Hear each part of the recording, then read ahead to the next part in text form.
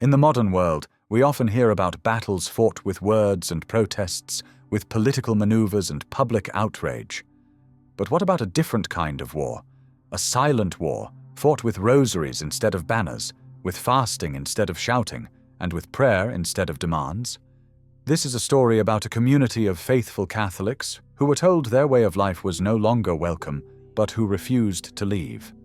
It's a story of ancient tradition meeting modern upheaval, and of a quiet resistance that is speaking louder than any protest. This isn't just a local dispute in a small French city.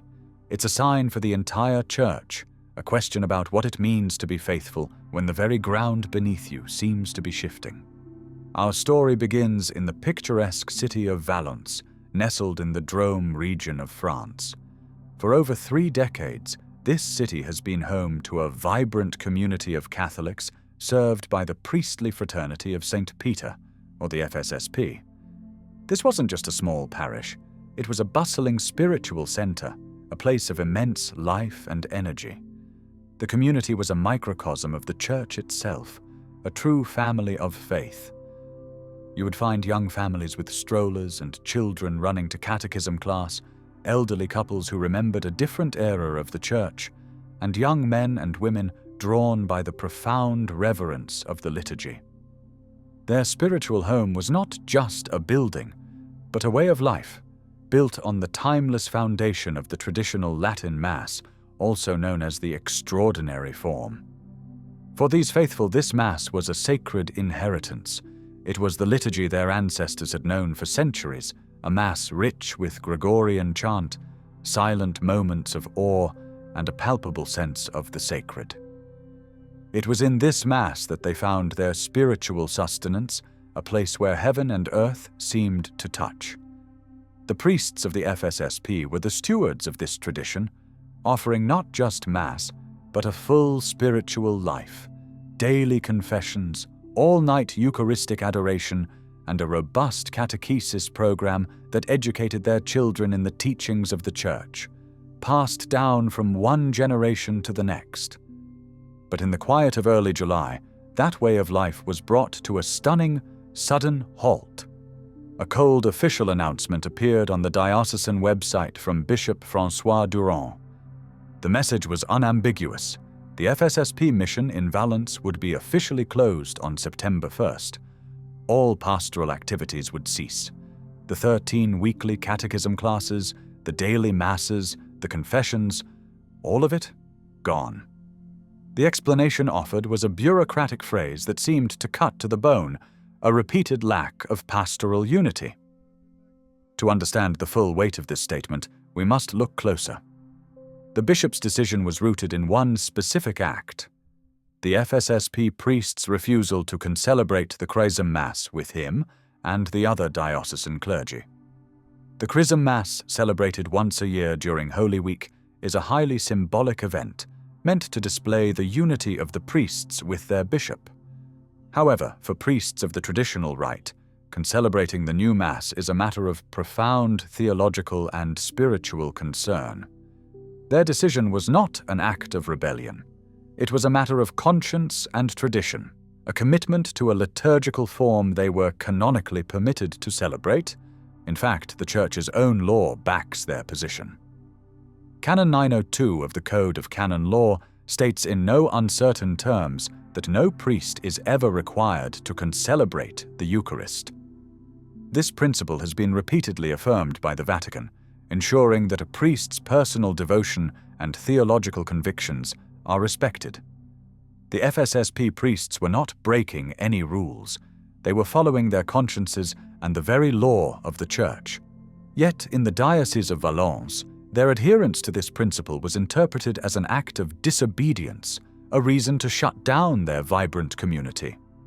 When the news broke, the faithful of Valence were not silent. But their response was unlike any protest you've ever seen. This was not a crowd fueled by anger and political slogans. This was a community rooted in a different tradition of spiritual warfare. Instead of taking to the streets with signs, they took to their knees with rosaries. Within hours of the announcement, a continuous vigil began. The faithful gathered at Notre Dame Church day and night, their prayers a constant offering. They spent long hours in Eucharistic adoration, knelt on the cold ground, and began a continuous fast that, as of this writing, has lasted for well over a month. They even set up small tents in the parking lot to maintain their constant presence, a silent testament to their unshakable faith. This movement wasn't orchestrated by leaders or professional organizers. It was a spontaneous outpouring of love and grief from everyday families. The people who were there, praying in the cold night air, were the same ones who had brought their children to the FSSP priests for baptism and First Communion. They were the ones who had found hope and community in the old Mass. Their response was not to demand their rights, but to beg for God's mercy and to implore their bishop to reconsider. They drafted an open letter, signed by over 400 parishioners, respectfully asking him to reverse his decision. It was an act of profound humility and obedience, even in the face of what they perceived as a great injustice. This story of Valence forces us to look at the broader, more complex context of the Church today.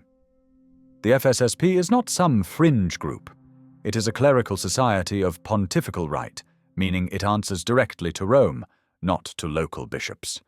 The FSSP was explicitly approved by the Vatican to celebrate the traditional Latin Mass. This unique status was meant to protect them from the whims of local bishops who might be hostile to tradition.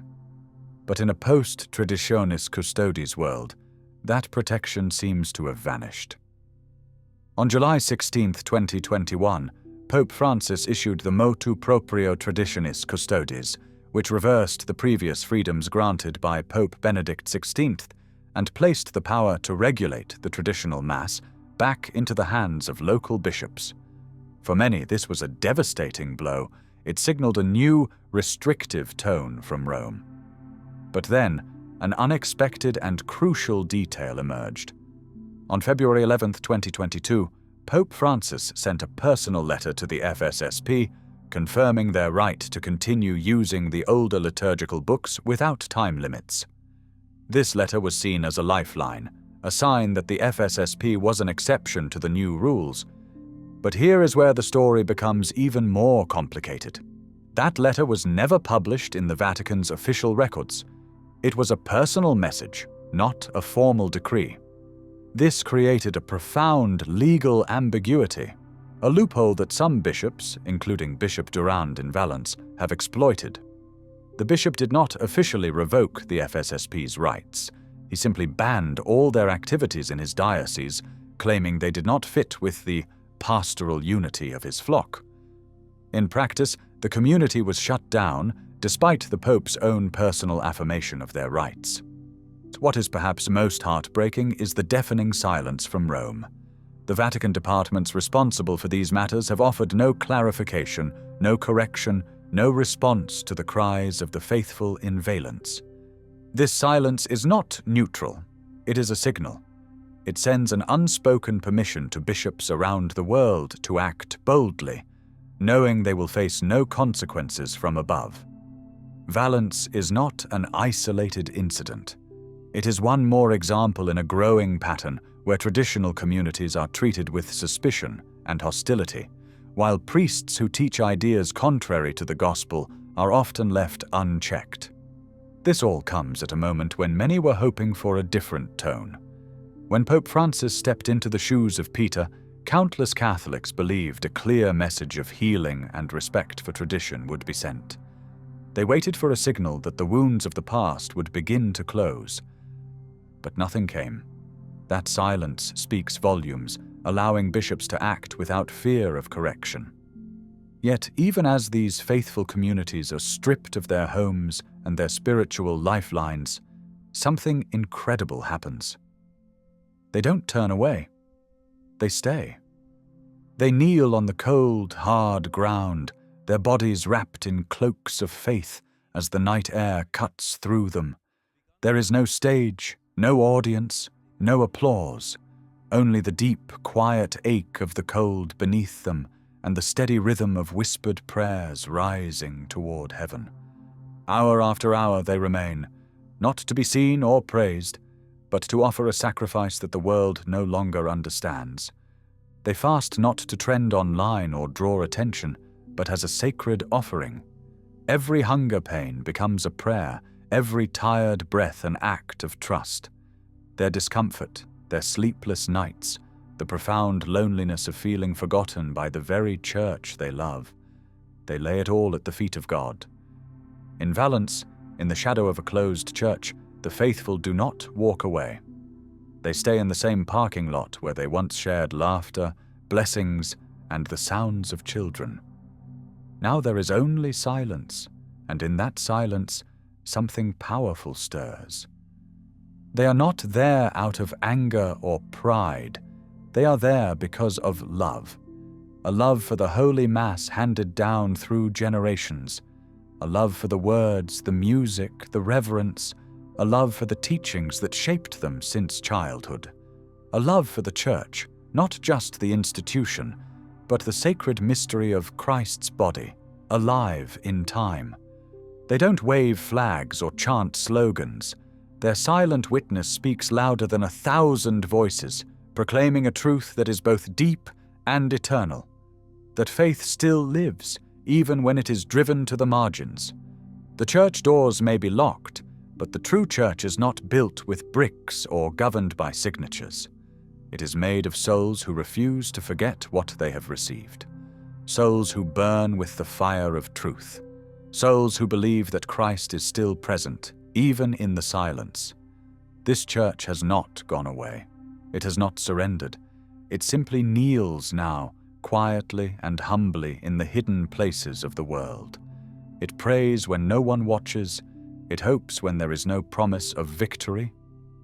And it waits, patiently and faithfully, for the dawn. Its voice has not vanished. It has only grown quieter, becoming a deeper, purer kind of prayer that needs no stage, no approval, and no permission to exist. Because true tradition, real living tradition, doesn't ask to be accepted. It doesn't beg to be acknowledged. It exists because it is true. It was born not from opinion, but from grace. Not from trends, but from eternity. One day, maybe even those at the highest levels of the church will recognize what they have ignored, but by then it might be too late to undo the harm, too late to restore what was cast aside. Still, for those who believe, for those who hold fast to what is good, it is never too late to stay faithful, never too late to resist with prayer, with sacrifice, with love. And that is the miracle of these people in Valence.